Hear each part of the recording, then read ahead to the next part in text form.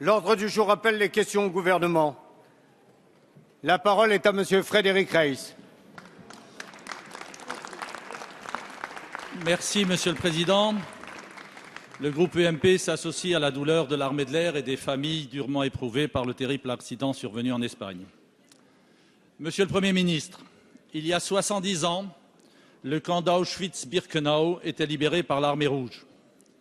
Hier, à Strasbourg, j'ai été très ému lorsque l'Assemblée parlementaire du Conseil de l'Europe a commémoré ce triste anniversaire par le témoignage de Madame Ida Grinspan, une survivante de l'Holocauste, qui avait été internée à 14 ans dans le plus grand camp de concentration et d'extermination nazi. Je la cite, « C'est une tradition juive de déposer un caillou au bord des tombes. Pour moi, parler de ce que j'ai vécu, c'est déposer ce caillou.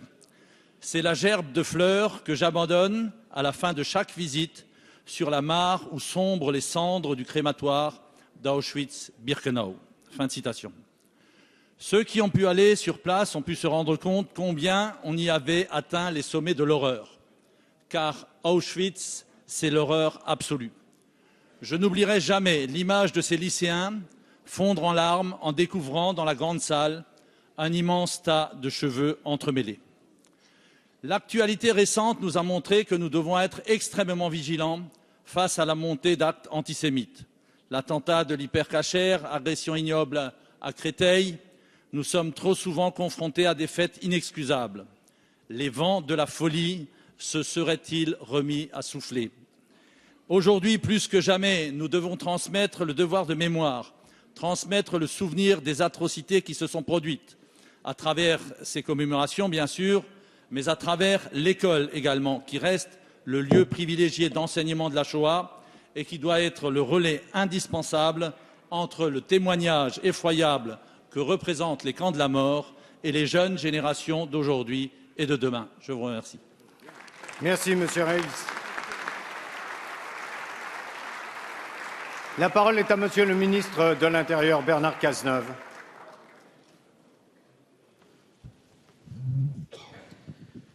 Monsieur le député, dans un très bel ouvrage qui s'intitule « La trêve », Primo Levi a résumé en quelques phrases le sentiment de ceux qui étaient dans les camps il y a 70 ans, au moment où ceux-ci étaient libérés. Je veux le citer.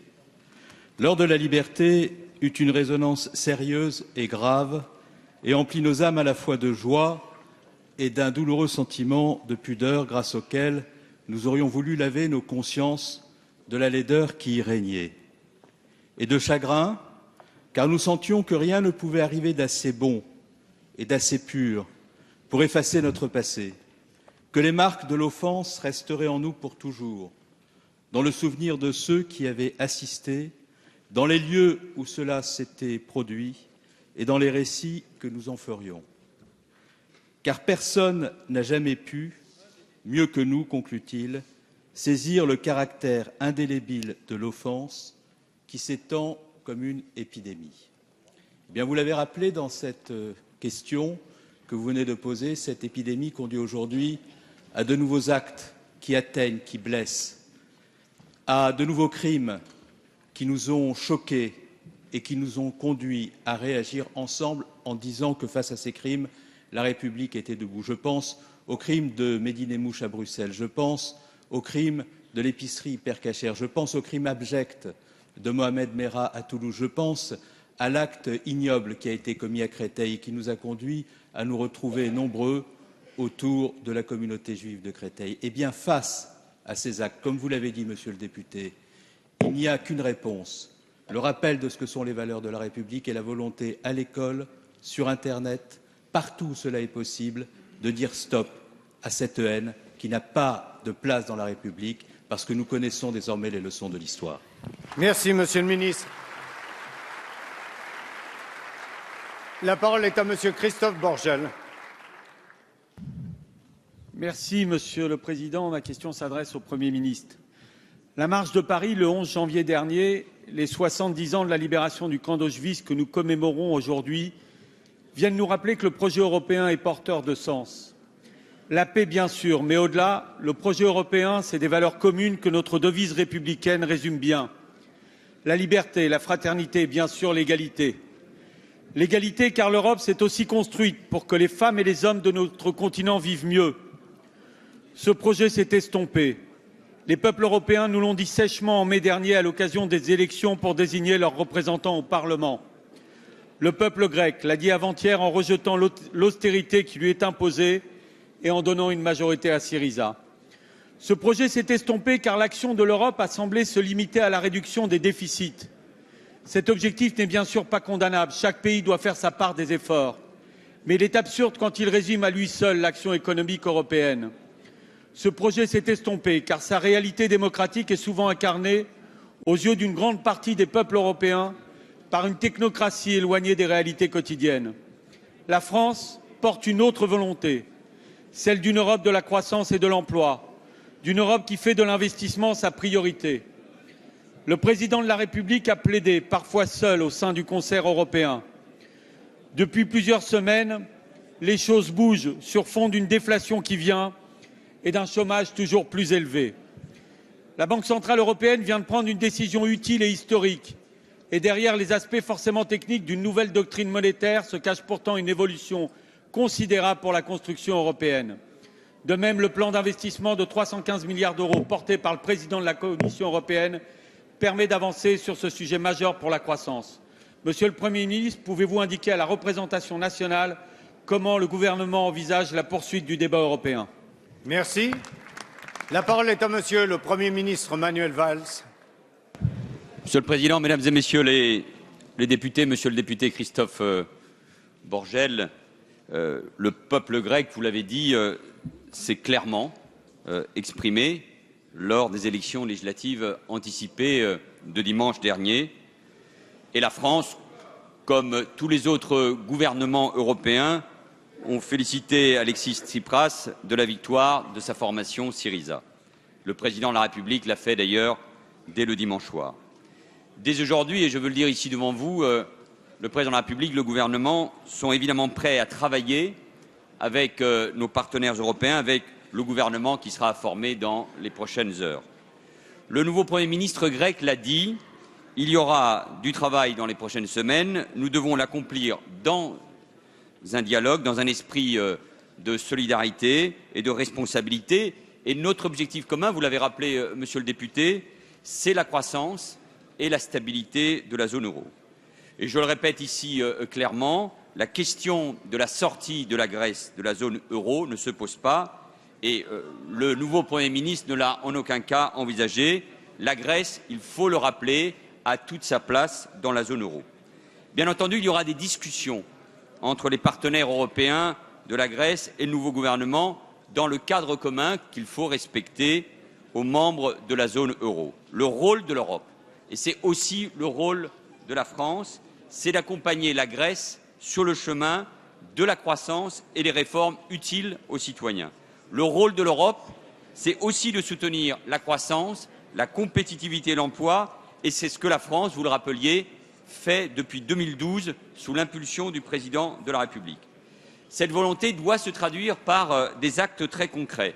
Je l'avais dit ici même lors de mon discours de politique générale en avril dernier, l'euro était trop fort, trop cher, et les choix qui ont été faits, notamment par la Banque centrale européenne, ont permis, nous semble-t-il, de retrouver un niveau de l'euro qui correspond à ce qu'il faut pour l'Union européenne. Le plan qui vient d'être annoncé par Mario Draghi, je pense aux 300 milliards d'investissements, je pense au plan Draghi, je pense aussi au plan Juncker, les 315 milliards d'investissements correspondent aussi aux propositions françaises.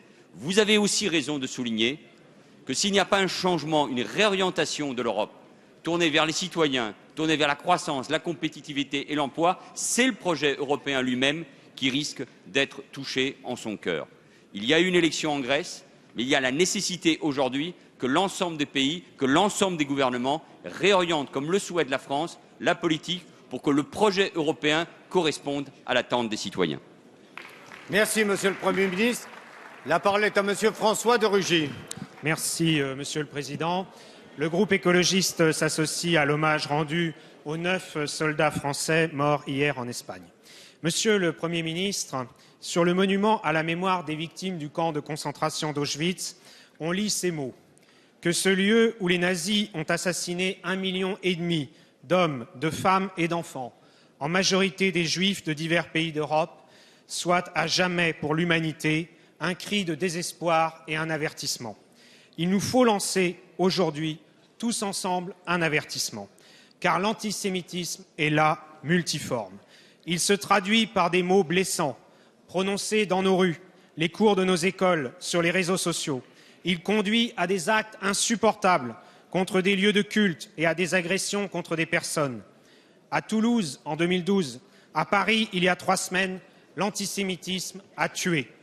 L'antisémitisme, ce sont toujours les vieux préjugés religieux, toujours les vieilles haines sociales ressassées, toujours la vieille technique du bouc émissaire, toujours la vieille vision paranoïaque du complot. Mais c'est aussi, et c'est nouveau, le fruit d'un conflit territorial, un conflit que certains tentent d'importer dans les têtes pour mieux développer une entreprise politique qui n'est qu'une forme nouvelle de fascisme habillé d'intégrisme religieux. Ces formes d'antisémitisme sont différentes, mais comme toutes les formes de rejet de l'autre, elles ont les mêmes alliés, l'oubli et la banalisation. L'oubli, c'est le risque de voir nos enfants, une fois les survivants des camps disparus, ne plus se sentir porteurs de la mémoire de la Shoah. La banalisation, c'est la négation du caractère singulier dans ses racines idéologiques tellement profondes, sa planification tellement méticuleuse, son exécution tellement monstrueuse du génocide nazi. Oubli et banalisation pourraient finalement tenir en un seul mot, l'ignorance. Comment pouvons-nous ensemble, Monsieur le Premier ministre, combattre cette ignorance qui avilit, cette ignorance Merci, Monsieur qui tue. de Rugy. La parole est à Monsieur le Premier ministre Manuel Valls. Monsieur le Président, Mesdames et Messieurs les députés, le Président de la République ce matin, au mémorial, avec beaucoup d'entre vous, le ministre de l'Intérieur, il y a un instant, se sont exprimés, me semble-t-il, avec des mots forts. En vous répondant, Monsieur le Président François de Rugy, je voudrais faire la réflexion suivante, si elle est possible, me semble-t-il, dans cet hémicycle. C'est de s'interroger, en ce jour particulier, celui du 70e anniversaire de la libération du camp d'Auschwitz-Birkenau, pour être précis, de la découverte par les troupes soviétiques de l'horreur concentrationnaire, de s'interroger sur l'insignification même de cette journée, d'une manière plus générale, de la Shoah et de l'antisémitisme, et de sa particularité dans l'histoire. Oh, le racisme, le rejet de l'autre ont toujours existé et perdurent, et touchent ô combien de citoyens, en France et dans le monde. Il y a eu aussi des génocides. Ils ont été d'ailleurs rappelés ce matin, et c'est tout à l'honneur d'ailleurs du mémorial de travailler aussi sur les autres génocides. Le génocide du Rwanda, le génocide du Cambodge, le génocide arménien. Mais il y a une spécificité, et cette spécificité, il ne faut jamais l'oublier. D'abord parce que les Juifs, depuis des millénaires, ont subi cet antisémitisme, ce racisme, ces persécutions. Et puis il y a une spécificité dans la volonté de destruction totale et absolue par une grande nation, l'Allemagne, avec une organisation terrible, scientifique, pensée, voulue, qui est allée jusqu'au bout. Et enfin, il y a une spécificité aussi pour ce qui nous concerne. Et c'est pour ça que, nous avons déjà eu l'occasion de le dire, il faut que notre réponse soit implacable. L'antisémitisme fait partie, y compris de l'histoire de la République. C'est-à-dire que c'est l'affaire Dreyfus et la manière dont beaucoup ont réagi à ce moment-là qui a permis sans doute à la République progressivement de se refonder. Et puis il y a eu aussi, évidemment, 1940 et les lois scélérates du régime de Vichy. Et ça appartient, comment dire les choses, en grande partie à notre patrimoine. Et que 70 ans après, et nous l'avons tous dit, on crie de nouveau « mort aux Juifs » dans les rues de Paris. Que 70 ans après, on tue des Français parce qu'ils sont juifs. 70 ans après, que des enfants à l'école disent que leur ennemi, c'est le juif. Que 70 ans après, malgré les témoignages et le travail de mémoire qui a été fait, il y ait encore cet antisémitisme. Que 70 ans après, à l'antisémitisme traditionnel, naisse un autre antisémitisme sur fond de misère, sur fond d'antisionisme, sur fond de haine d'Israël, sur fond de rejet de l'autre, c'est que nous devons nous rebeller. Et les événements que nous venons de connaître, et avec la coïncidence évidemment de cet anniversaire, nous oblige, comme l'a rappelé le chef de l'État, à être intraitable sur la question de la mémoire, à être intraitable sur la question de l'éducation et la diffusion et l'apprentissage de la mémoire et donc de ce qui s'est passé il y a 70 ans, à être intraitable sur la question de la sécurité que nous devons à nos compatriotes, à être intraitable sur les sanctions que nous devons opposer à cet antisémitisme, à la fois sur Internet et quand cette parole antisémite se délivre. Et je pense que nous devons, dans tous les mots, l'antisémitisme et le racisme sont à la fois deux choses identiques et deux choses différentes. Et dans la loi, maintenant, sur l'antisémitisme comme sur le racisme, la loi permettra, et la garde des Sceaux y travaille, que la sanction, cette fois-ci, soit beaucoup plus impitoyable, car nous savons, et chacun doit l'entendre, que les mots tuent, et c'est pour cela, oui, que la République est debout, pour dire ce qui s'est passé est inacceptable et que maintenant la République répondra coup pour coup à ces mots et à ces actes. Merci, Monsieur le Premier ministre. La parole est à Monsieur Michel Piron.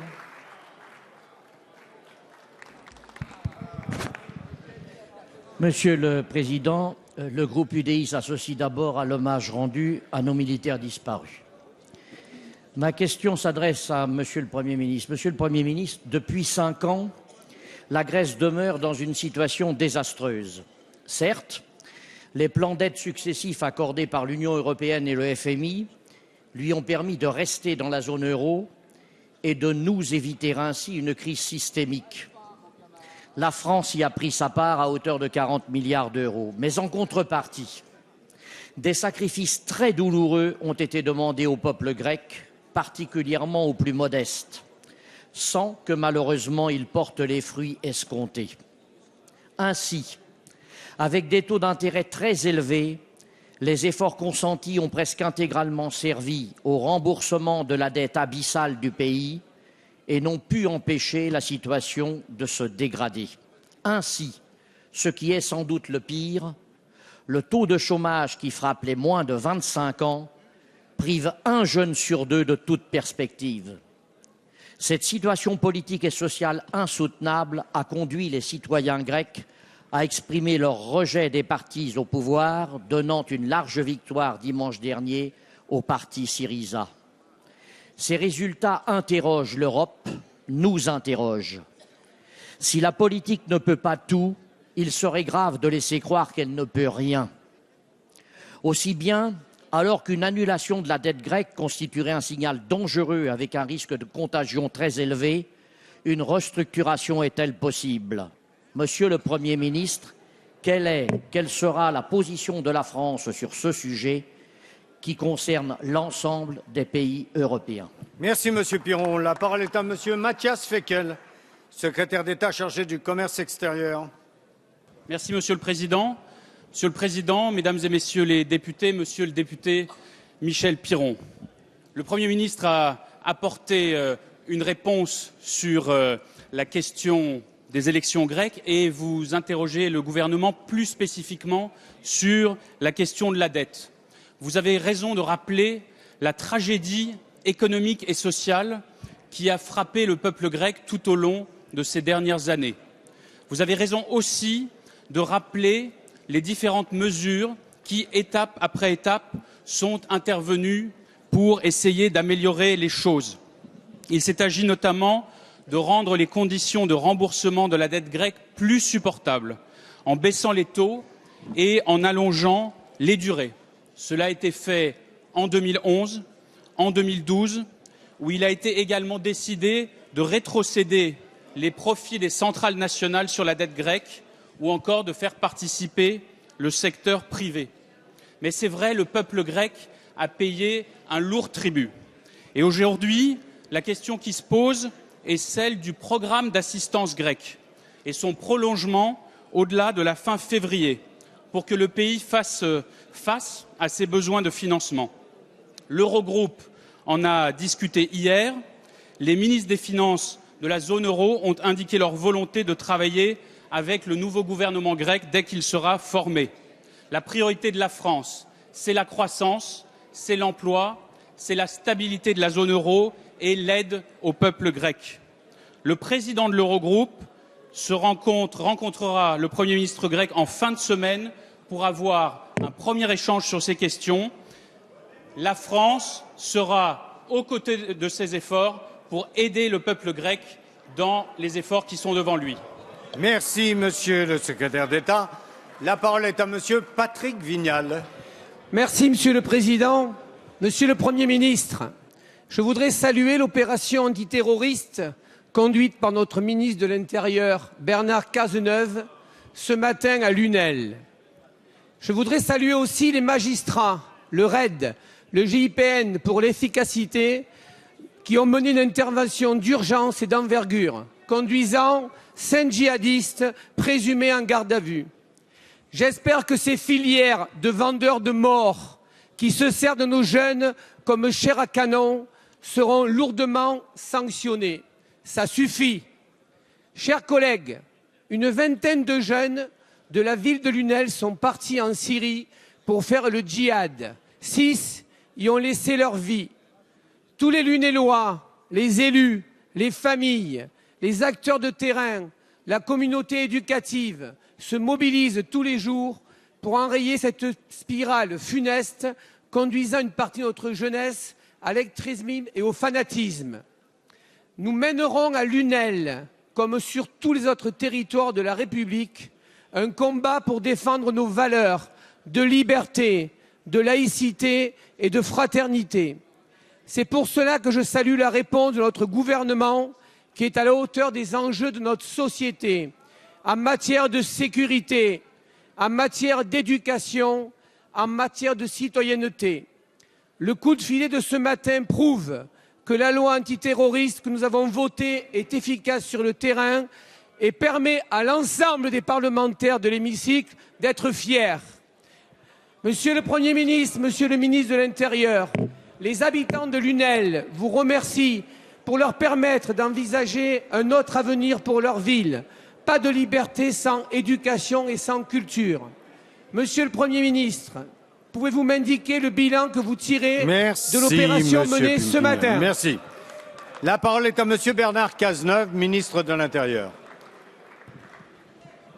Monsieur le député, vous avez à plusieurs reprises, avec d'autres parlementaires du département de l'Hérault, fait part de votre préoccupation concernant l'organisation de filières de recrutement dans la ville de Lunel. Je veux redire avec beaucoup de détermination la volonté qui est celle du gouvernement de démanteler l'ensemble des filières de recrutement qui existent sur le territoire national et qui, comme vous l'avez dit, conduisent des jeunes, souvent parmi les plus vulnérables, à prendre un aller sans retour vers la mort. Ce sont 73 de nos ressortissants qui ont trouvé la mort sur le théâtre des opérations terroristes en Irak et en Syrie. Et comme vous l'avez rappelé, ce matin, à Lunel, ce sont 5 personnes soupçonnées d'être engagées dans des opérations de recrutement qui ont été arrêtées, qui sont en garde à vue. Et cette opération témoigne de la détermination de nos services, la Direction générale de la sécurité intérieure, la Direction centrale de la police judiciaire, sous l'autorité du parquet antiterroriste, de mener toutes les opérations qui doivent l'être pour mettre fin aux activités de ces filières funestes. Quelques éléments. Nous avons près de 157 opérations judiciaires qui sont engagées aujourd'hui concernant ces filières ou ces acteurs terroristes, qui concernent 547 individus. Il y a eu plus de 130 interpellations, près de 90 mises en examen et 70 incarcérations, ce qui témoigne de la volonté qui est la nôtre, sous l'autorité du parquet terroriste, de tout faire pour mettre fin à l'activité de ces filières et de ces acteurs terroristes. Le programme annoncé par le Premier ministre mercredi dernier doit permettre de donner des moyens non seulement à l'administration pénitentiaire, à la justice, aux services de renseignement, aux services du renseignement territorial, de moderniser les infrastructures du ministère de l'Intérieur, notamment les infrastructures informatiques, pour aller plus loin, avec plus d'efficacité encore, dans la lutte contre le terrorisme. Merci, Monsieur le Ministre. La parole est à Madame Véronique Louwagie. Merci, Monsieur le Président. Ma question s'adresse à Monsieur le Ministre de l'Économie, de l'Industrie et du Numérique. Hier a débuté la discussion de la désormais célèbre loi Macron qui porte votre nom. Pierre angulaire de votre action, si ce projet de loi suscite l'intérêt de nos concitoyens, il induit aussi la méfiance des professionnels concernés, à l'exemple des professions réglementées que sont notamment les huissiers et les notaires. Les 84 heures de débat en commission spéciale ont, hélas, révélé le risque non négligeable d'apparition de ce que l'on pourra appeler des déserts juridiques, frappant d'une double peine finalement les habitants des territoires ruraux déjà confrontés à la problématique des déserts médicaux. Immanquablement, certains territoires seront moins attractifs que les grandes périphéries pour l'installation de ces professionnels, alors que l'accès de nos concitoyens à la justice est un droit essentiel. Votre projet de loi, en modifiant les compétences régionales des huissiers, en impactant l'installation des notaires, est donc anxiogène pour nombre de professions juridiques. En instaurant une péréquation afin de financer les maisons de justice et de droit, pour pallier à des jachères juridiques à venir, vous reconnaissez vous-même cette fracture juridique dont la facture pèsera, hélas, notamment sur les notaires. Monsieur le ministre, vous qui êtes pragmatique, vous n'ignorez pas que votre projet de loi suscite bien des réserves, quand bien même vous avez déclaré hier, ici, ne pas vouloir, et je vous cite, remettre en cause la sécurité juridique ni fragiliser les professionnels en place. Votre projet de loi crée en fait une justice à deux vitesses. Et c'est précisément un point d'achoppement. Cela n'est pas admissible. Monsieur le ministre, quelles propositions allez-vous faire pour maintenir l'égalité de chacun à l'accès au droit? Allez-vous donner un avis favorable à nos amendements suivants? En cela, la ligne que vous avez tracée hier, selon laquelle, et je vous cite, toute proposition allant dans le sens de l'intérêt général trouvera auprès du gouvernement une oreille attentive. Madame Je vous Louwagie. remercie. La parole est à Monsieur Emmanuel Macron, ministre de l'économie, de l'industrie et du numérique. Merci, Monsieur le Président, Mesdames, Messieurs les députés. Madame la députée Louwagie, vous avez en effet évoqué et rappelé le sujet important des professions réglementées du droit, sur lesquelles nous avons longuement pu discuter, enrichir ce texte durant la commission spéciale à laquelle vous avez été particulièrement assidu et dont nous débattrons sans doute ce soir ou demain. De quoi s'agit-il? D'abord, en aucune façon de remettre en cause la sécurité juridique et les actes qui sont produits par ces différentes professions du droit. En aucune mesure. La sécurité juridique de notre pays est maintenue.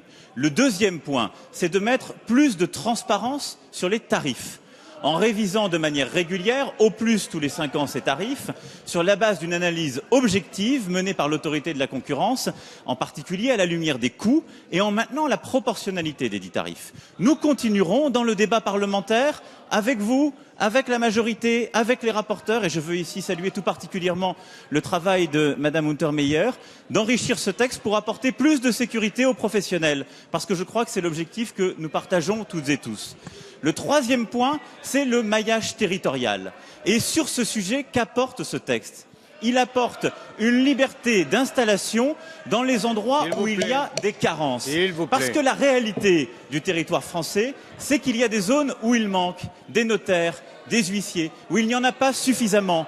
Et le système dans lequel nous vivons, contrairement à ce qui peut être dit, et contrairement à ce que vous pouvez dire parfois en répétant sans doute à l'envi les arguments de la profession, c'est qu'il manque en effet certains professionnels sur nos territoires. Et donc partout où le maillage territorial sera amélioré sans fragiliser les professionnels en place, nous apporterons précisément une liberté d'installation. Enfin, grâce au travail des rapporteurs et au débat de la commission spéciale, un fonds de péréquation qui améliorera ce maillage territorial et la solidarité entre ces professionnels du droit sera apporté, et c'est une avancée pour ces professions juridiques. Monsieur le ministre. La parole est à Monsieur Paul Giacobbi. Monsieur le Premier ministre, nous allons passer de la loi Macron dans ces questions à la macroéconomie, si vous le voulez bien. La Banque centrale européenne a décidé de souscrire directement des bons du Trésor pour la bagatelle de 1 000 milliards d'euros. Cependant, la BCE rachète déjà massivement aux banques les bons du Trésor qu'elles ont souscrits, et ce parfois une microseconde après qu'elles les aient souscrits. Le bilan de la BCE a été multiplié par 2 ou 3 depuis 2007. C'est la norme des États-Unis, de la Grande-Bretagne. Par conséquent, ça n'est pas fondamentalement différent. Et cela représente aujourd'hui 20% du PIB de la zone euro. Cette politique tant vantée a été un échec à ce jour total, retentissant au Japon, où pourtant le bilan de la Banque centrale atteint 60% du PIB et atteindra 80% dans 2 ans. Aux États-Unis, le succès est relatif, dans un pays qui finance ses déficits en aspirant l'épargne du reste du monde grâce au privilège du dollar et avec une croissance américaine essentiellement financière et fortement inégalitaire. Cette mesure contribuera, c'est vrai, à empêcher la déflation de s'installer, mais elle va gonfler la spéculation. L'excès de liquidité monétaire est la cause profonde de la crise mondiale. C'est elle qui nous condamne à des crises spéculatives à répétition.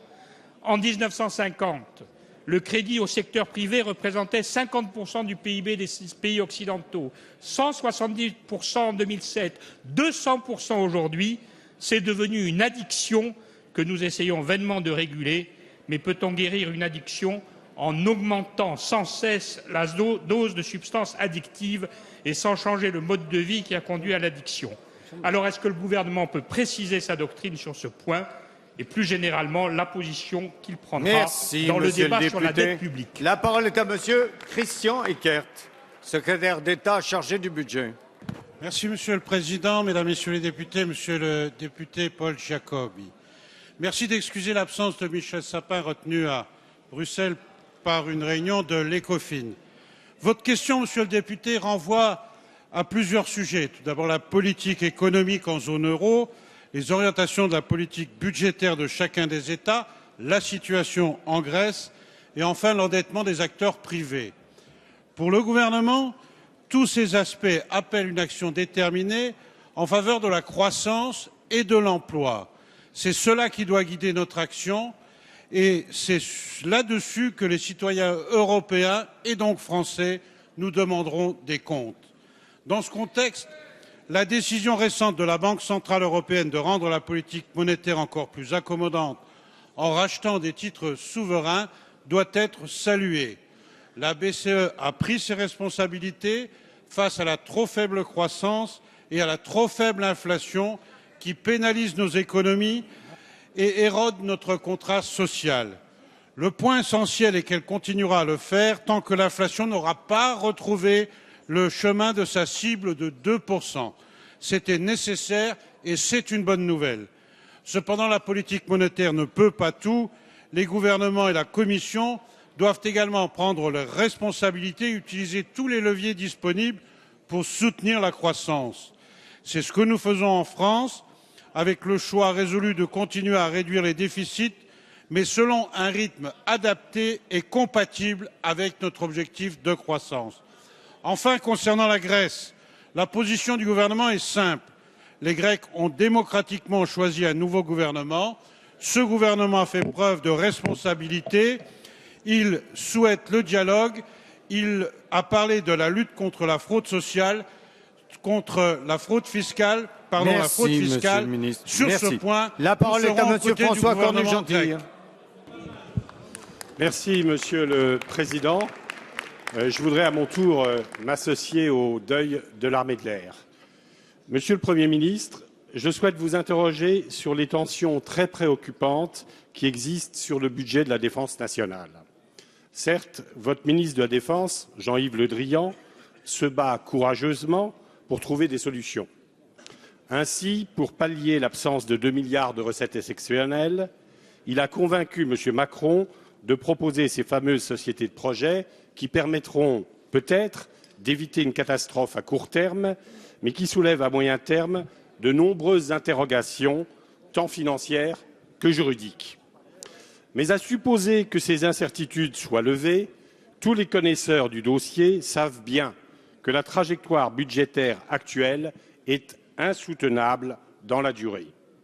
D'abord, compte tenu de l'engagement soutenu de nos forces, tant sur le territoire national que sur les théâtres extérieurs. Ensuite, avec la décision que nous approuvons du Président de la République de ralentir la déflation des effectifs. Dans ce contexte, il est désormais clair pour tous que sans crédits supplémentaires, nous nous trouverons très rapidement dans une impasse. Monsieur le Premier ministre, vous comprenez bien que dans les circonstances actuelles, la vérité et la fiabilité budgétaire soient une exigence que nous devons à nos armées. Aussi, avant même la révision annoncée de la loi de programmation militaire, Je souhaiterais savoir si vous partagez cette analyse et si vous pouvez prendre l'engagement que la Défense nationale disposera bien, dès 2015, des crédits supplémentaires nécessaires à l'accomplissement de ces missions accrues. Merci, Monsieur François Cornut-Gentille. La parole est à Monsieur Emmanuel Macron, ministre de l'Économie, de l'Industrie et du Numérique. Merci, Monsieur le Président. Mesdames, Messieurs les députés, Monsieur le député, je vous prie d'abord de bien vouloir excuser l'absence de Monsieur le ministre de la Défense qui est en Espagne, précisément sur les lieux du drame et auprès de nos blessés. Vous l'avez rappelé, les exigences de la loi de programmation militaire sont fortes et la charge qui porte sur nos troupes, les engagements qui sont ceux de l'État, imposent précisément et imposeront vraisemblablement d'ici l'été de revoir la loi de programmation militaire. En attendant, des recettes exceptionnelles avaient été prévues à hauteur pour l'année 2015 de 2,4 milliards d'euros. Et en particulier, il s'agissait de la cession des bandes fréquences, sujet qui vous est familier et dont nous avons plusieurs fois ici discuté.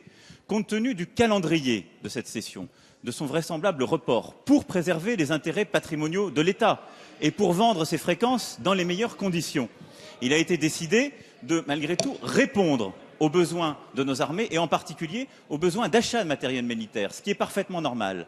C'est pourquoi nous avons décidé, et pour ne pas faire supporter à ces compagnies militaires des retards de paiement qui sont pénalisantes aussi bien en termes économiques qu'en termes d'emploi, il a été décidé de mettre en place une société de projet. À 2 reprises, Monsieur le ministre de la Défense a réuni les industriels concernés. Ce matin même, nous avons ensemble réuni les industriels de défense pour pouvoir structurer un tel véhicule et pour s'assurer que nous aurons, dans le cadre juridique le plus certain possible, en ayant un véhicule juridique ainsi prévu et ad hoc, et en recapitalisant ce véhicule juridique à l'aide précisément d'argent public et suite aux cessions de certaines participations de l'État, de pouvoir acheter du matériel militaire et de pouvoir répondre à nos engagements budgétaires. C'est pourquoi le texte sur la croissance et l'activité portera une telle société de projet, parce que c'est une nécessité pour répondre à nos engagements budgétaires. Merci, Monsieur le ministre. La parole est à Monsieur Jean-Yves Collet. Merci, Monsieur le Président. Ma question s'adresse à Monsieur le ministre de l'Économie, de l'Industrie et du Numérique. Monsieur le ministre, le projet de loi croissance, activité et égalité des chances économiques, en débat dans notre hémicycle depuis hier et travaillé de façon approfondie en commission spéciale, est un projet bien particulier. Avant même qu'en soit connu le texte définitif, son contenu supposé faisait déjà l'objet de critiques étayant des positions définitives et péremptoires. Mais nous avons su collectivement entrer dans le débat de fond, dans une organisation originale, avec un collectif de rapporteurs qui a démultiplié la capacité d'écoute et de dialogue avec le gouvernement et la société, et d'une commission spéciale dont le sérieux et la sérénité des travaux ont fait honneur au Parlement. Ainsi, le texte issu du travail de la commission spéciale a intégré des évolutions significatives dans une véritable co-construction entre le gouvernement et le Parlement qu'il faut saluer. Nous sommes désormais bien au-delà des postures et le travail qui se poursuit dans l'hémicycle permettra de répondre à des questions essentielles. Sommes-nous, oui ou non, capables de mettre notre pays en situation de saisir des opportunités économiques en faisant progresser les droits sociaux? Pouvons-nous simplifier les procédures et garantir le respect du droit, droit du travail, droit de l'environnement? Sommes-nous condamnés à choisir entre l'immobilisme économique et la régression sociale? Nos concitoyens nous observent et attendent la preuve de notre capacité à redonner crédit à l'action publique et au débat démocratique. Nos convictions de gauche, notre attachement au progrès économique, écologique et social sont nos meilleurs atouts pour saisir les opportunités et préparer l'avenir. Les renier sur l'autel d'une modernité factice et ultralibérale serait trahir. Les mettre en avant pour justifier l'immobilisme serait les desservir. Monsieur le ministre, pouvez-vous préciser les éléments de progrès du droit social et de dynamisation du dialogue social du projet et mettre en exergue non pas la compensation consentie à l'exigence économique qu'il représenterait, mais l'apport indispensable qu'il constitue fondamentalement pour que notre société puisse, en confiance, Merci, Monsieur le se donner député. La l'agilité parole est nécessaire à Monsieur Emmanuel Macron, ministre de l'Économie, de l'Industrie et du Numérique. Merci, Monsieur le Président. Mesdames, Messieurs les députés, Monsieur le député Collet, vous l'avez dit, on peut faire des réformes, on peut en effet accroître la vitalité de l'économie en augmentant les droits, en étant plus juste, en étant souvent plus transparents. Et c'est l'esprit du texte sur la croissance, l'activité et l'égalité des chances économiques sur lequel vous avez travaillé durant les semaines précédentes et que nous allons encore enrichir dans les jours et les semaines à venir. Parce que, précisément, en ouvrant l'accès de certaines professions et de l'installation aux plus jeunes, on recrée des droits. En ouvrant de nouvelles formes de mobilité, l'autocar, on recrée des droits pour les plus jeunes, pour parfois les moins fortunés sur le territoire. En protégeant le pouvoir d'achat des Françaises et des Français, en particulier en surveillant mieux l'urbanisme commercial, on recrée des droits et du pouvoir d'achat, en permettant précisément aux Françaises et aux Français de se financer différemment, et en particulier aux plus petites entreprises, d'avoir accès au crédit interentreprises et aux bons de caisse. On accroît la justice du financement de notre économie et on augmente des droits. En réformant les prud'hommes, et François Rebsamen l'a hier rappelé ici avec Christiane Taubira, on augmente les droits. Pourquoi? Parce qu'on réduit des délais, parce qu'on protège mieux les salariés, en particulier les plus faibles, parce qu'on augmente aussi les droits des petits patrons, en particulier, qui sont les premières victimes de ce dysfonctionnement, tout en protégeant le paritarisme auquel nous sommes profondément attachés, je veux ici le rappeler. Enfin, en faisant la réforme qui est portée par cette loi sur le travail du dimanche, nous augmentons les droits. Pourquoi? Parce que pour la première fois dans une loi, nous portons le principe partout d'une compensation. Parce que le principe qui est porté dans ce texte, c'est que sans accord de branche ou d'entreprise ou de territoire, il n'y aura pas d'ouverture d'un commerce du dimanche. Et c'est cet accord qui prévoira les règles de compensation. Donc oui, on peut faire de la vitalité, oui, on peut faire de la croissance en augmentant les droits. Merci. La parole est à Monsieur Gaby Charroux. Monsieur le Président, mes chers collègues, ma question s'adresse à Monsieur le Premier ministre. Le peuple grec, s'exprimant dans une mobilisation exceptionnelle, plus de 75% de votants, vient de choisir majoritairement, avec Syriza, de tourner le dos à l'austérité, à la misère et au sacrifice, pour choisir, en retrouvant sa dignité, de s'orienter vers des politiques alternatives de gauche. Comme l'ensemble des pays de l'Union européenne, la France subit les conséquences des décisions de 2012 et du pacte budgétaire, confirmant l'engagement dans des politiques qui ont démontré à la fois leur insuffisance, leur inadaptation et leur danger pour l'économie de notre pays et la vie quotidienne des Français, avec l'augmentation du chômage, la baisse des dépenses publiques, l'effondrement des capacités d'investissement des collectivités locales en conséquence de la diminution de leurs moyens financiers, avec le pouvoir d'achat en berne ou la croissance au plus bas. Tout ceci au nom du dogme de réduction de la dette qui, avec l'incapacité à mettre fin ou à réduire de manière notable la fraude fiscale, l'optimisation fiscale ou l'évasion fiscale organisée, et désormais avec la dérégulation en marche forcée, continue à inscrire l'Europe et notre pays dans une économie mondialisée et libérale nuisible. Monsieur le Premier ministre, le carcan des lois et des décisions économiques et financières libérales étouffe le développement de la France, de son économie et, plus grave encore, celui de nos concitoyens. Le gouvernement de la France va-t-il infléchir sa politique, accepter une alternative de gauche à l'orientation germanique de l'Europe et accompagner le mouvement qui s'engage en Grèce et sans doute demain dans d'autres pays d'Europe? Je vous remercie. Merci. La parole est à Monsieur Matthias Fekl, secrétaire d'État chargé du commerce extérieur, de la promotion du tourisme et des Français de l'étranger.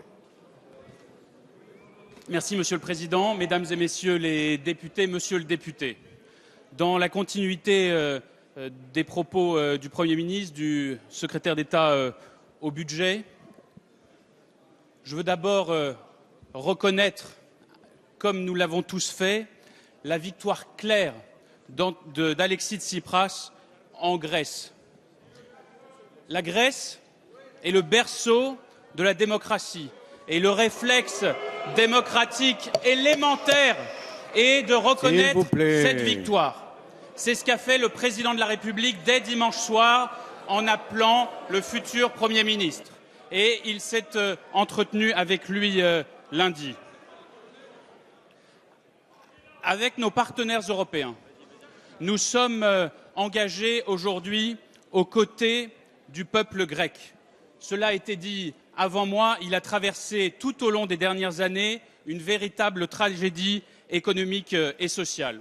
Et le Premier ministre a indiqué la position du gouvernement français, celui de la solidarité et de la responsabilité. M. Tsipras lui-même, d'ailleurs, tout au long de la campagne, a insisté sur les deux aspects de cette nécessité, à la fois d'être sérieux sur les propositions et de vouloir sortir la Grèce de ses difficultés. Son slogan de campagne était « L'espoir est en marche ». Aujourd'hui, clairement, en Grèce et au-delà, un espoir s'est levé. Et le gouvernement français sera aux côtés du peuple grec et de son gouvernement pour accompagner cet espoir et surtout pour le traduire en réalité en Grèce et dans toute l'Europe. Merci, Monsieur Fekl. La parole est à Monsieur Étienne Blanc. Très bien, merci. Merci, Monsieur le Président. Ma question s'adresse à Monsieur le Premier ministre. Et j'aimerais bien que sur un sujet aussi important que ce qui vient de se passer en Grèce, nous n'ayons pas des réponses approximatives et qu'on n'aille pas chercher chez Platon ou chez Aristote des réponses qui méritent d'être faites sur les questions financières. Monsieur le Premier ministre, le peuple grec a fait un choix et il a bien voulu placer le parti Tsipras à la tête de la Grèce avec 149 sièges sur 300. Monsieur le Premier ministre, cela aura évidemment des incidences sur la politique française vis-à-vis de la Grèce.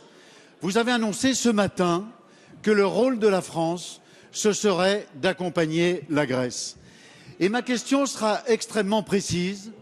Elle est pour connaître de manière claire les conditions dans lesquelles la France va accompagner la Grèce. J'imagine que lorsque vous disiez cela, vous parliez de la renégociation de la dette. Alors, quand la Grèce va demander que ses créanciers renoncent à une partie du capital qu'elle a emprunté, quelle sera la position de la France? Quand la Grèce va demander une renégociation des taux d'intérêt alors qu'elle en a déjà obtenu beaucoup, quelle sera la position de la France? Quand la Grèce va demander un nouvel échéancier, quelle sera la position de la France? Le ministre nous disait tout à l'heure, mais on verra ça avec l'Eurogroupe. Nous sommes ici devant le Parlement français. Nous vous demandons quelle est la position de la France. C'est important pour notre créance de 40 milliards d'euros. C'est important aussi pour les taux d'intérêt, car la politique que vous mènerez aura une incidence sur les taux d'intérêt. Nous attendons une réponse précise, Monsieur le Premier ministre. Nous n'attendons pas de tergiverser sur une position qui sera prise demain ou après-demain par l'Eurogroupe. Merci. La parole est à Monsieur Christian Eckert, secrétaire d'État chargé du budget. Oui, merci Monsieur le Président, Mesdames, Messieurs les députés, Monsieur le député Étienne Blanc. Vous l'avez souligné, la France n'est pas la seule à détenir des créances sur la Grèce. S'il est vrai que de façon bilatérale, ou en termes de garantie, la réponse, les créances de la France sur la Grèce s'élèvent autour de 41 milliards d'euros. La France n'est pas seule et dans un marché financier ouvert, dans un marché concurrentiel, vous savez que nous ne sommes pas en capacité de fixer des taux, de renégocier des durées de façon unilatérale. Il ne vous a pas échappé que la Grèce est dans la zone euro. Il ne vous a pas échappé non plus que personne ne souhaite la sortie de l'euro de la Grèce, pas même les Grecs eux-mêmes. Et pour assurer l'équilibre, la stabilité d'une monnaie dans un regroupement communautaire, il est bien évident que cela nécessite, et c'est ce que Michel Sapin vient de commencer à faire ces dernières heures avec nos partenaires européens, cela nécessite une action collective et coordonnée de l'ensemble des partenaires d'une monnaie unique. Alors, abandon de créances, la position de la France est claire, il n'y en aura pas. Discussion, travail sur les modalités, les durées et les taux d'intérêt, ce n'est pas en 24 heures et de façon unilatérale que nous répondrons à cette question, mais nous le ferons en toute transparence et devant votre commission des finances. Merci. La parole est à Monsieur Christian Hutin. Oui, merci Monsieur le Président. Je vais débuter ma question en vous remerciant de me permettre de la poser, par une citation qui, je suis sûr, vous agrée. Elle a une double paternité, celle de Philippe Séguin et celle de Jean-Pierre Chevènement. Eh oui, belle paternité. Faute de République, se meurt d'une manière générale la République dans les quartiers. Cette question est une question extrêmement importante. Extrêmement importante. On peut la dédier à un chantier que Monsieur le Premier ministre a lancé récemment, et je reviendrai sur un propos qu'il a tenu, un propos sur lequel je reviendrai sur l'étymologie. Il est des gens qui se pensent à part dans leur quartier, avec une barrière, un fossé. Il faut absolument monter ce chantier. Il existe des matériaux. Ces matériaux existent, ce sont des matériaux qui consistent dans les fonds de participation des habitants, les fonds de travaux urbains, les ateliers de la laïcité, les ateliers de la laïcité, oui, les ateliers de la laïcité, les ateliers de la République, les parents relais. C'est un énorme chantier à mener. Ce chantier, Monsieur le ministre de la Ville, je suis sûr que vous allez pouvoir le mener dans les mois qui viennent. Il y a un grand espoir dans ces quartiers, un énorme espoir qui doit vivre. Nous ne pouvons laisser ces barrières, ces fossés se creuser. J'espère que dans les années qui viennent et dans les mois qui viennent, Monsieur le ministre de la Ville et Monsieur le Premier ministre, vous pourrez venir inaugurer nos quartiers. Et on pourra dire, les citoyens, les habitants de ces villes pourront dire, ici, on s'honore du titre de citoyen. Et j'espère que ce sera le cas. Je vous remercie. Merci. La parole est à Monsieur Patrick Caner, ministre de la Ville, de la Jeunesse et des Sports. Monsieur le Président, Mesdames et Messieurs les députés, Monsieur le député Christian Hutin, la politique de la ville a connu beaucoup de succès. Cela mériterait d'être mieux connu. La politique de la ville a connu aussi des échecs. Il n'est pas question de les cacher. Et la mobilisation républicaine de tous les acteurs est aujourd'hui requise. La situation dans une centaine de quartiers est grave. Le Premier ministre Manuel Valls l'a rappelé récemment. Et sur le terrain, Myriam El Khomri et moi-même, nous constatons avec lucidité ce constat extrêmement inquiétant. Dans ces quartiers, la continuation de ce qui a été fait n'est plus possible dans l'État. Il faut changer de braquet. Nous avons engagé un travail de concertation et de mobilisation. Notre perspective est de livrer début mars, à l'occasion d'un comité interministériel dédié à la lutte contre les inégalités, un plan d'action qui engagera ceux qui auront à participer à son élaboration. Mon chantier prioritaire, Mesdames et Messieurs les députés, c'est de casser les ghettos. La concentration des populations les plus pauvres dans les mêmes quartiers, c'est une insulte à la République. Vous le savez, nos priorités sont l'amélioration du cadre de vie avec la rénovation urbaine, mais c'est aussi revoir la politique de construction et d'attribution des logements, et c'est le retour forcé, si nécessaire, des services publics. Nous apporterons une réponse globale, déterminée contre la ghettoisation. Il faut aussi que la République tienne ses promesses pour que tous nos concitoyens croient en elle, emploi des jeunes, égalité femmes-hommes, lien avec les parents isolés, éducation dans l'école et hors de l'école. Il nous faut reconnaître l'abandon de certains territoires et les réinvestir. Mesdames et Messieurs les députés, les problèmes des quartiers sont ceux de toute notre société. Merci. La parole est à Monsieur Daniel Fasquelle. Monsieur le Premier ministre, vous prétendez aimer les entreprises. Je vous mets au défi cet après-midi de nous prouver que vous dites vrai en répondant positivement à deux questions. La première concerne MyFerryLink. Cette entreprise du Pas-de-Calais emploie actuellement 600 personnes. Reprise par ses salariés, elle ne cesse de développer son activité et représente aujourd'hui 12% d'un marché en pleine croissance, qui est le marché du transport de voyageurs par ferry entre la Grande-Bretagne et la France. Comment expliquer dans ces conditions la décision de l'autorité britannique de la concurrence d'interdire à cette société d'accoster bientôt à Douvres? Comment expliquer surtout le silence assourdissant du gouvernement français? Monsieur le Premier ministre, qu'attendez-vous pour interpeller le Premier ministre britannique et la Commission européenne pour sauver cette entreprise et les emplois directs et indirects qui y sont attachés? Dans un autre domaine, Monsieur le Premier ministre, allez-vous laisser votre ministre de l'économie, au nom d'un modèle anglo-saxon qu'il semble décidément beaucoup apprécier, déstabiliser et abîmer les professions juridiques et judiciaires en France? Allez-vous, sans réagir, laisser s'installer des hypermarchés du droit en ville et se développer dans nos campagnes des déserts juridiques en plus des déserts médicaux? La réponse alambiquée, pour le moins, d'Emmanuel Macron cet après-midi à notre collègue Louwagie n'est pas pour nous rassurer. Monsieur le Premier ministre, un député de votre propre majorité expliquait en commission spéciale que la loi Macron, je cite, c'est un éléphant qui fonce à 100 à l'heure dans un magasin de porcelaine. Alors, si vous aimez les entreprises, toutes les entreprises, il n'est pas trop tard, Monsieur le Premier ministre, pour faire preuve de courage, sauver MyFairyLink et arrêter la charge de l'éléphant Macron en proposant enfin une vraie loi à la hauteur des difficultés et des enjeux du pays.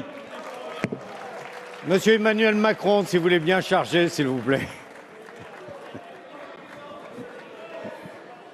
Merci, Monsieur le Président, Mesdames, Messieurs les députés. Monsieur le député, je vais tâcher de répondre à vos deux questions un tantinet fourre-tout, si vous m'autorisez cette facétie, puisqu'il s'agit de deux choses extrêmement différentes. La première, vous faites référence à la décision d'une autorité britannique et en aucun cas européenne, et donc, comme nous l'avons rappelé, nous n'y pouvons malheureusement rien. Le ministre, M. Vidalis, a rappelé cet élément. Il a réuni l'ensemble des parties prenantes et nous nous organisons pour pouvoir apporter une réponse concrète suite à cette décision qui, comme je viens de vous le dire, nous échappe et échappe aussi aux pouvoirs européens.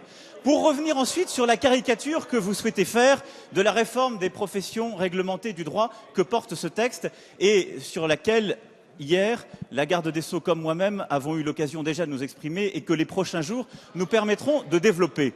Non, en aucun cas, Monsieur le député Fasquelle, il ne s'agit d'un modèle anglo-saxon du droit. Nous réformons la formation des tarifs, nous réformons la capacité à créer des interprofessions et nous réformons la libre installation de manière régulée et encadrée. L'anglo-saxonisation du droit, la marchandisation du droit, mais qu'est-ce que c'est? C'eût été d'ouvrir, en effet, l'exclusivité des actes juridiques. C'est comme l'a rappelé hier la garde des Sceaux devant vous, d'abandonner précisément l'acte authentique pour les notaires. Rien n'est fait dans ce texte sur ce sujet. Vous aviez tenté, et permettez-moi de vous le rappeler, en 2009, d'ouvrir ce sujet de l'acte authentique en créant l'acte d'avocat. Ça, c'était aller vers l'anglo-saxonisation du droit français. Nous n'avons pas retenu cette voie, précisément parce que la sécurité juridique de notre pays, précisément parce que le système de droit canon auquel nous tenons est un principe. Il sera tenu de bout en bout dans cette loi, et ne dites pas de mensonges devant la représentation nationale. Merci, Monsieur le Ministre. La parole est à Monsieur Gilles Savary. Merci, Monsieur le Président. Ma question s'adresse à Monsieur le Ministre de l'Économie, de l'Industrie et du Numérique. Mais je voudrais préalablement remercier Monsieur le Premier ministre d'avoir installé ce matin un groupe de travail sur les autoroutes pluraliste dans lequel siège l'ensemble des bancs de cette Assemblée et du Sénat pour pouvoir poursuivre et approfondir les travaux qui ont été conduits par les deux missions parlementaires et surtout le remercier d'avoir eu l'élégance de geler les tarifs d'autoroute et l'augmentation qui était prévue pour le 1er février. C'est une ère de transparence qui cède le pas progressivement à une ère d'opacité complète. Ma question intéresse plutôt le projet de libéralisation des lignes régulières d'autocars qui va rentrer en discussion ce soir dans le cadre du projet de loi Macron. Il se trouve que c'est une curiosité française car quand on en parle, beaucoup de nos concitoyens croient qu'on prend l'autocar librement dans notre pays. Non, nous sommes un des derniers d'Europe qui n'a pas encore autorisé d'ouvrir des lignes régulières à des opérateurs privés. Et si nous sommes très familiers de l'autocar et du bus, ce sont les autocars et les bus conventionnés, que ce soit ceux des régions. Aujourd'hui, les régions couvrent à 23% leurs transports express régionaux, pas simplement les trains, que ce soit ceux des départements ou que ce soit ceux des entités urbaines.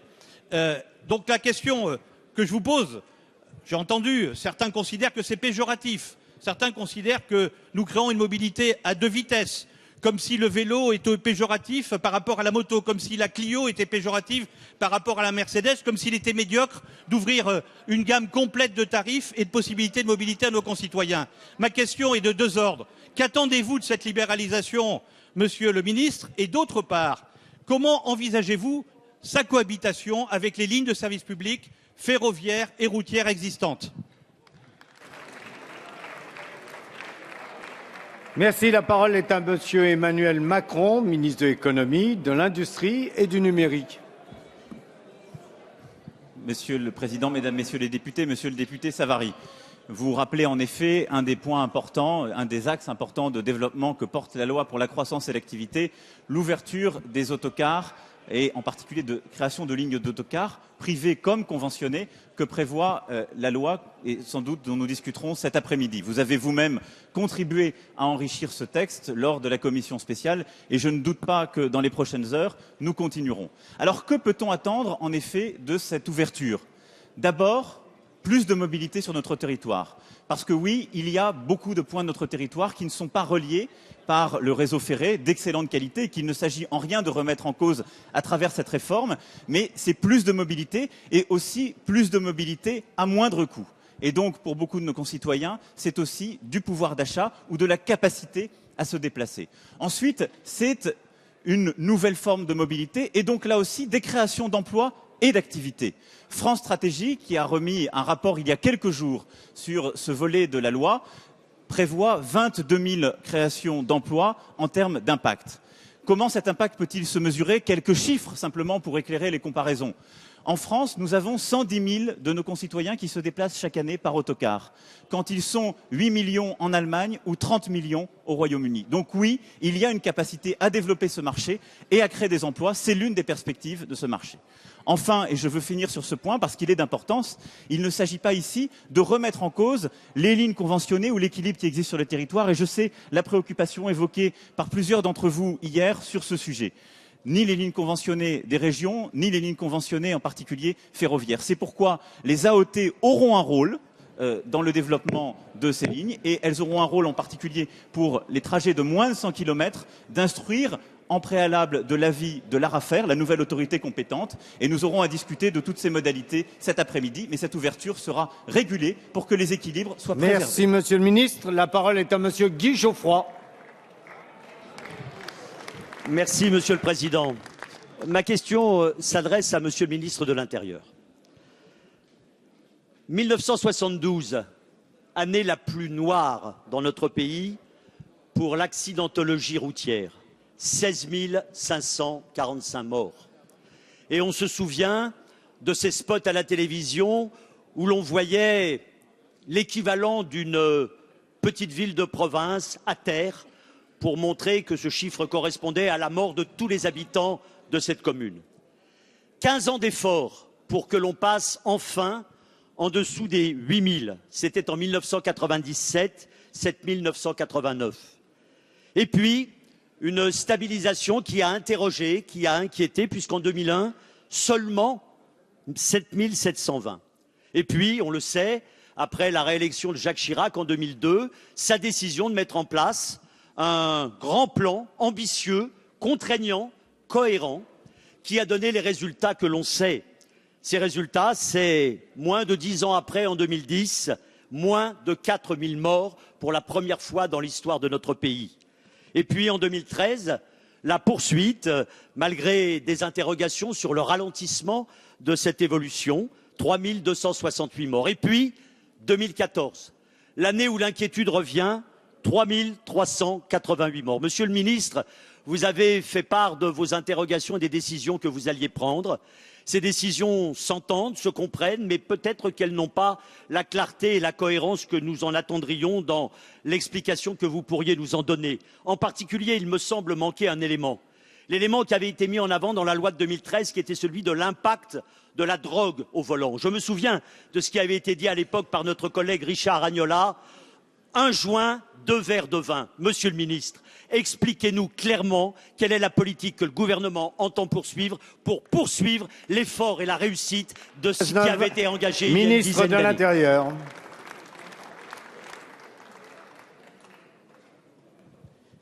Oui, monsieur le député, je veux d'abord confirmer la réalité des chiffres que vous avez indiqués. Il y a eu une diminution très forte de la mortalité routière entre le début des années 70 et l'année 2014, une baisse continue qui nous a conduit à passer de 8 000 à près de 3 388, vous avez donné le chiffre en 2014, avec un objectif que tous les gouvernements se sont donné, qui est d'atteindre 2 000 à l'horizon 2020.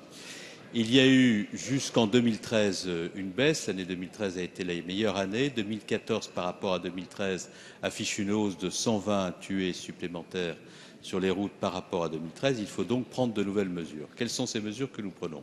D'abord des mesures d'éducation, de sensibilisation, de formation. Je vais rappeler quelles sont ces mesures. D'abord faire en sorte que tout au long du parcours scolaire, il y ait une formation des élèves aux bonnes pratiques. C'était le cas en primaire, c'était le cas au collège, c'était pas le cas au lycée. Il y aura un dispositif au lycée qui sera mis en œuvre à la rentrée 2015. Deuxièmement, développer la conduite accompagnée, parce que dans les pays dans lesquels la conduite accompagnée est développée, il y a 20% de morts de moins parmi ceux qui conduisent après avoir passé leur permis de conduire jeune. Troisièmement, il y a une nécessité de faire en sorte que la conduite après avoir consommé de l'alcool et la conduite après avoir consommé des produits stupéfiants soient davantage sanctionnées. C'est le sens des mesures que je prends, puisque je diminue le taux d'alcoolémie de 0,5 à 0,2, la base légale pour les primo-conducteurs, et que par ailleurs nous mettons en place le test salivaire qui se substitue au test sanguin, je l'ai annoncé hier, en liaison avec la Midelca, pour ceux qui prennent des véhicules après avoir consommé de la drogue, de manière à ce qu'il y ait des sanctions beaucoup plus dures. De la même manière, nous demandons la généralisation des éthylotests anti-démarrage par la multiplication des centres d'agrément. C'est également dans les mesures que j'ai présentées hier. Donc vous voyez, j'ai hier présenté un ensemble de mesures qui doivent conduire à de nouveaux comportements, y compris au volant, avec l'interdiction des casques, des oreillettes, de tout ce qui peut obérer l'attention et la concentration de l'automobiliste. Et je pense que ces mesures, qui seront en permanence évoluées devant le Conseil national de la sécurité routière, présidé par votre collègue Armand Youx, permettront d'obtenir des résultats. La séance des questions au gouvernement est terminée. La séance est suspendue.